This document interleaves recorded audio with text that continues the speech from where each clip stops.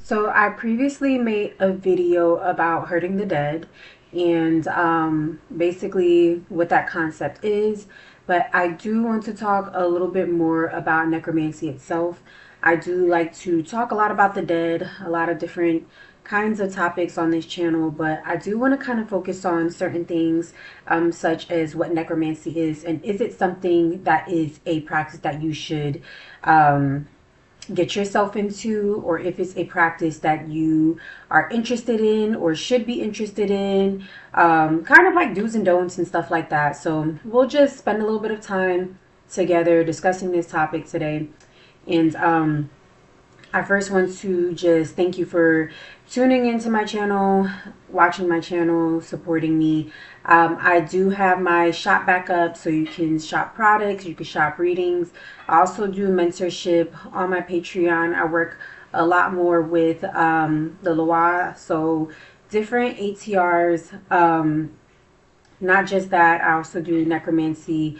I do mentorship for that. I do a lot of spell work. So if you're interested in kind of upping your practice, and getting more into like healing work, spell work, venerating certain spirits, I can definitely guide and assist you with that. So all that information is in the description box. But today, like I mentioned, let's talk about necromancy and what it is. When you turn on the TV and you look up some kind of show that has necromancy, a lot of it has to do with like summoning certain spirits, or going in a graveyard, or stealing dirt from the graveyard and doing rituals with dirt in the graveyard. It seems very dark, right? A lot of necromancy practices on TV seems dark. Look at, Ash versus the Evil Dead. That movie within itself will make you think that necromancy is something that's very dark and demonic. When in fact, I use a lot of this practice for me to be able to do healing work. Now, there's certain rituals I can't speak about, not only because it is secretive to certain practices. It's kind of like, knowledge that you receive once you either initiate, or you're taught by an elder, or whatever the case is. So not everything that is, that you learn to do in necromancy is going to be something that's open knowledge. But what I will say is a lot of the healing techniques, a lot of certain practices or rituals that are done, not everything is low vibrational or demonic or hurtful to other people. I've done a lot of healing work, using either the cemetery or using the dead. Also, when I have helped some people transition over, with end of life services, death doula services.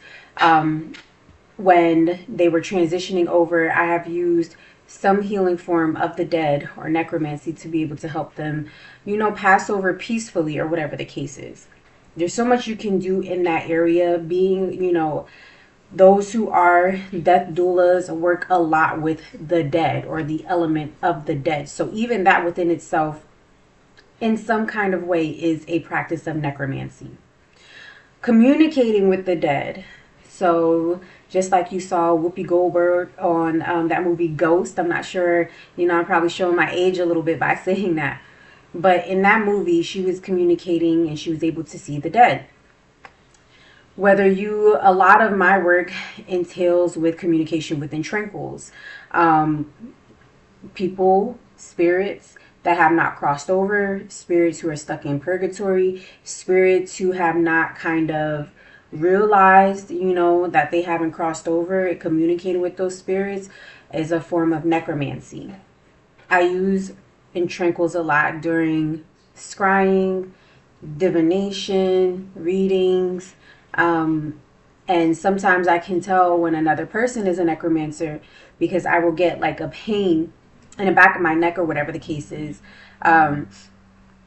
because I can, the spirits, when they attach or when they're around, they make a certain part of your body just kind of get really tense.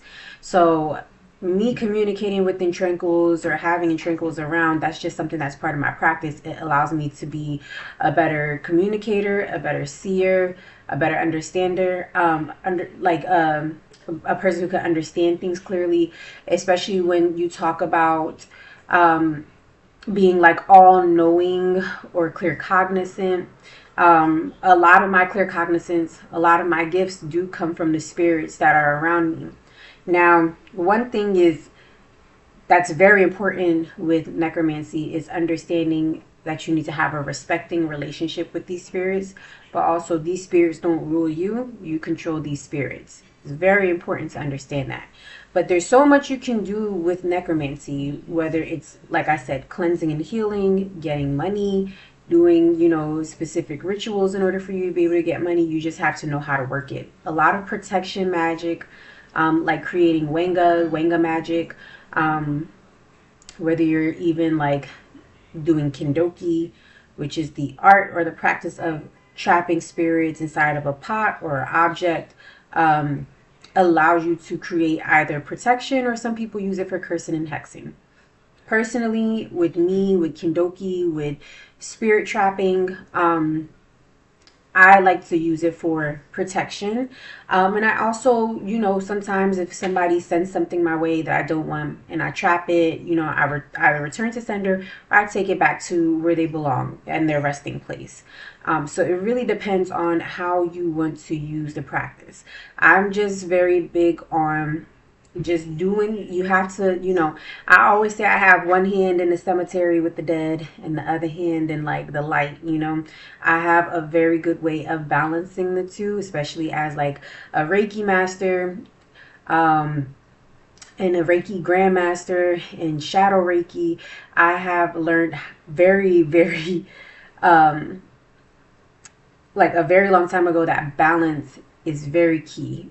Understanding and studying the element of the dead, because it is a element within itself. Understanding it, how you can use it for your highest good. I think what I'm starting to also notice is that when you question too much purpose and what you're doing, why you're supposed to be here, what is the meaning of life, you start to kind of get lost in the understanding of the human experience, right? Which is why a lot of people think that when you practice one form of magic, you cannot practice the other form of magic. And I feel like that's such a misconception, that you can do both. In the human experience, magic exists in order for us to be able to elevate our lives, to make our lives better, to make our lives easier. And I am a practitioner where I learned how to do 10 different things, and I'm going to learn the easiest way, the least amount of energy and effort it takes in order to be able to create or manifest something. And that's because I love to use the element of the dead and the spirits to get what it is that I need, I desire, that I want.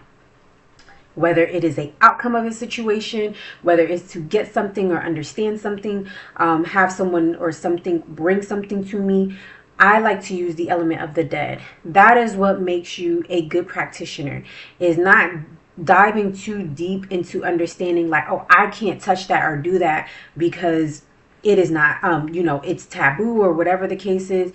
You have to understand, as a practitioner, there's going to be trial and error. You're going to live and you're going to learn. As long as you're not out here doing things to hurt other people, you will be fine in your practice. You will be perfectly fine. It's okay for you to experiment. It's okay for you to see like, hey, maybe the dead, maybe the necromancy is a little bit too heavy for me. The energy is a little bit too heavy. It's not for me. And I think, as someone who knows other people who are in this, form of magic, my house is typically very crowded. The energy, you can feel, oh, there's other people in here. It's not just you in here. So the energy in my house is typically very crowded. And when I go to other necromancers' houses, it is the same feeling. I'm like, oh, it's crowded. Everybody here. It's a party, Sometimes people cannot get used to that feeling, and that's okay. That's why I'm just kind of talking about certain topics in this video so that you can see if necromancy is something that you want to explore. Is it something that you want to do? Because not all of it is bad things. Like Kindoki, yes, you can do a lot of bad with Kindoki, but you can also do a lot of good with spirit trapping, using the spirits to be able to do things for you, protect you. A lot of the time, spirits, not all of them, but some of them who are in tranquil, will be willing to protect your home, protect certain things, as long as you are feeding them and respecting them and taking care of them, or whatever the case is. It's a contractual agreement between you and the spirit.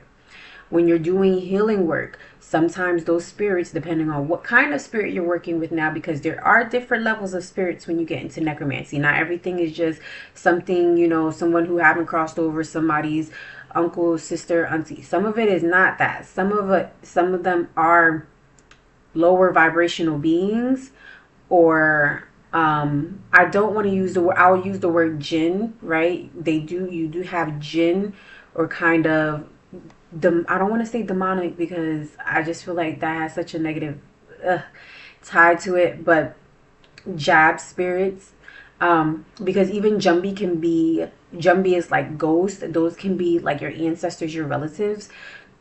Jabs can be passed down through hereditary, but you do have some of those spirits in the graveyard. And jab, those kind of spirits, jinn spirits, can eat another spirit. They can eat bad spirits. They can eat bad juju that's been placed on you. So you don't have to use this element for all bad. You don't have to use all these spirits for all bad. Sometimes jab and jinn are very protective as well, so they can be used for protection. It's just a matter of how you are utilizing the element, how you are utilizing the power that comes with that element. Not all of it is bad. Now, like I said, the energy is very heavy. Learning how to communicate, talk, trap, control any kind of spirit, especially something that's a little bit more potent or stronger than a graveyard spirit, is going to take a whole lot more work, which I will have to say, as somebody, I could definitely consider myself like a wild child, or a very untamable in my spirit.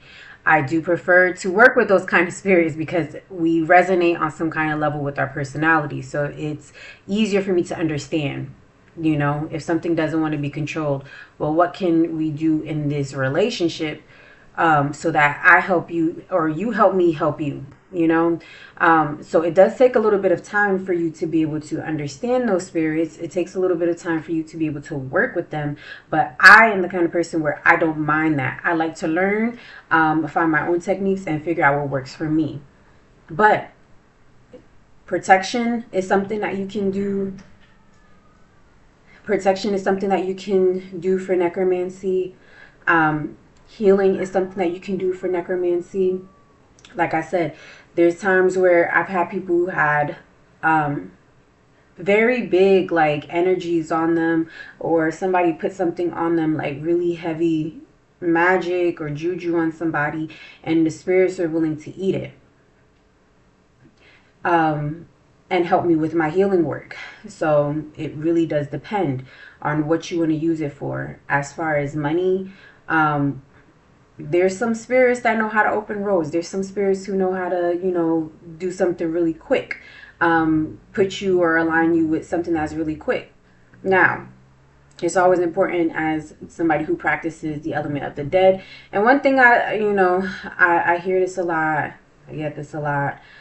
Messing with that dark stuff, or whatever the case is, or calling that stuff, dark, like dark energetic, practices, or whatever the case is.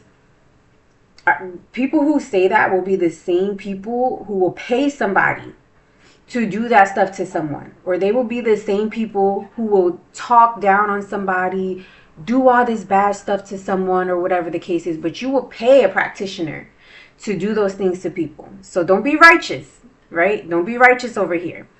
Don't be righteous and say that you won't do A, B, and C, and that, but you're the same kind of person who's going to go pay someone. Okay? That's one thing I cannot stand, is a judgmental person and a hypocritical person. Okay? This kind of stuff, you do not have to understand it if you choose not to understand it. It is not dark-sided. It doesn't make you demonic. It doesn't make you a bad person. If you choose to communicate with the dead, it makes you a spiritual person. You are a spiritual being. You understand the light and you understand the dark. You cannot have one without the other. You cannot have one without the other. And even in voodoo, when you talk about voodoo, you have Of course, the practice of the light, and then you have the practice and the celebration of the dead. You have to have both.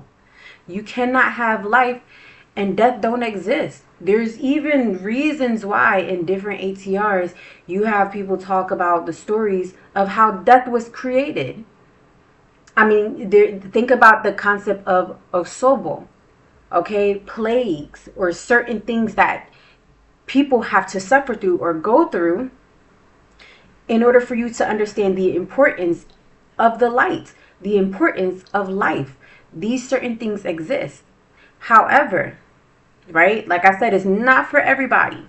If you cannot understand death, if you cannot understand the dark, if you cannot understand the cemetery, the graveyard, the dead, even when you talk about the Gede Loa, if that's something that you cannot understand, that's fine. That's just not meant for you to understand. This is for people who are kind of like dabbling, wanting to understand, don't have guidance, don't have anybody who's very knowledgeable or willing to show them or explain or talk to them about this topic. Because I personally don't think it's as taboo as people make it seem. It exists for a reason in the spiritual realm. Everything cannot be made of light. And I just wish that people understood the dead and communication with the dead and working with the dead as much as they're willing to put a hex on someone, because that's something you could come anywhere and you can see people telling you buy a cow tongue, a chili pepper, do this, do that, get some pins, da da da, and people will tell you step by step and people are willing to pay for it. But when you start talking about the dead, oh no, that's not of God. When God was the one that created that, was the one that was negotiating with other spirits to create death because it's needed.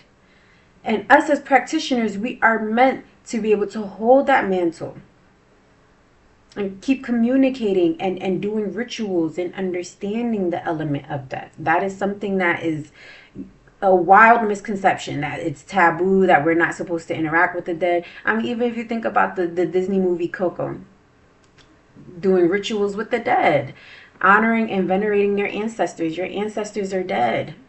Communicating with them and dreaming about them and doing certain rituals with them. It's a form of necromancy. Whether you want to believe it or not, you know? I think it's just when you have sorcerers and bokors and people who do, and I can't even say all sorcerers or sorceresses or, you know, bokors. I can't say all of them are bad, because I met some pretty like nice ones, pretty good ones.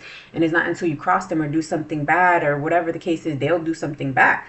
But I do think necromancy is a very misunderstood art. Working with the dead is a very misunderstood art and practice. And I just kind of want to absolve those lines and dive a little bit more into it, because it's not something that's talked about.